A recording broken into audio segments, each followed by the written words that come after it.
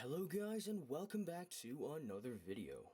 So recently I've been using this technique for building my guns that has significantly improved the realism of the models, and that is to print out a life-sized image of the gun on paper and building off of that. Now I've been getting some questions as to how to do that, so I decided to create this tutorial for those of you who may want to do the same. Things that you'll need will include some sort of computer that can run a photo editing program like Photoshop. If you don't have it or can't afford it, something like Paint.net is always a good alternative. A printer is also needed, of course, for printing the photo. So to start off, find a good image of your gun. For this example, I'm going to be doing the UMP-45.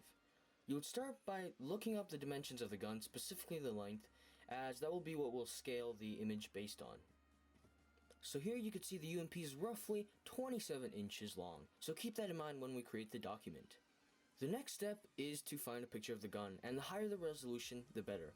The clarity will definitely help a lot once you have it printed, and it'll help with a lot of the smaller details on the gun that are more subtle and less noticeable. Now that I have the picture, I want to save it and get it ready to import. Now it would be preferable that the image is backgroundless, as having a colored background would waste a lot of printer ink, but you know, it doesn't really matter, it's really up to your own preference. I just think the clear background makes it a lot easier to see the gun. I'll bring it into Photoshop right here and create the document. Now this is the important part. You want to decide whether the papers will be positioned in portrait or landscape, depending on the amount of vertical space your gun takes up. The UMP isn't a very tall gun, so I'll be doing it landscape. When you create the canvas, that's the number you'll base it off of. This means that the document will be 8.5 inches high, as that is the width of standard printing paper, and I'm having all the papers lined up horizontally landscape. And next, I just make the document the length of the gun. I import the picture in, and I stretch it all the way to the ends, making sure the gun is still in scale, and that will make it the right size for printing. Now, technically, you are done. But in Photoshop, you can apply some effects that will make your life a lot easier, such as the Find Edges filter. Doesn't always work, and it really depends heavily on the photo you used, but it could help in a lot of situations.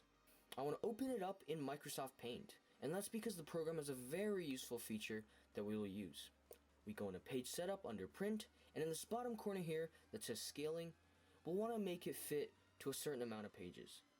The numbers here are X and Y, or width and height, so we want to keep the height the same as, like I said, it's not a very tall gun. However, we do want to change the amount of pages horizontally. Since the gun is 27 inches, and each paper is 11 inches, we'll need 3 pages to fully extend the length of the gun so it fits. And that's that. You can go into Page Preview if you want to make sure everything is scaled right, but this should be ready to print.